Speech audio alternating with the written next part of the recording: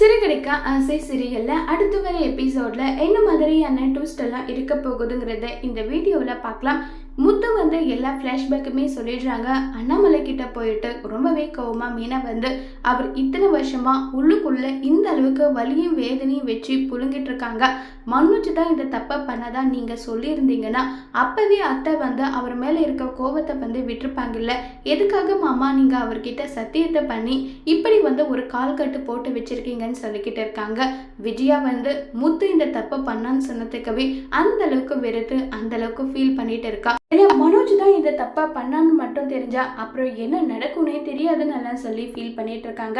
ஏன் மாமா, எதுக்காக மாமா நீங்களும் சுயநலமா இருக்கீங்க? இவ்வளோ நாள் வந்து அத்தை மட்டும் தான் சுயநலமா இருப்பாங்கன்னு நான் நினைச்சிட்டு இருந்தேன். இப்போ நீங்க இருக்கிறதுக்கு பேரும் சுயநலம் தான் மாமா. ஏன் இப்படி பண்ணீங்க? எதுக்காக இப்படி பண்ணீங்க சொல்லுங்க மாமான்னு சொல்லிட்டு மீனா கேட்டுட்டு இருக்காங்க. இதுக்கு மேலேயும் என்னால பொறுமையா இருக்க முடியாது. நான் அத்தை கிட்ட போயிட்டு எல்லா உண்மையுமே நான் சொல்லதான் போறேன். அதுக்கப்புறம் அத்தை எந்த முடிவு எடுத்தாலும் அதை ஏத்துக்குங்கன்னு சொல்லிட்டு அங்க இருந்து மீனா கிளம்பி போறாங்க.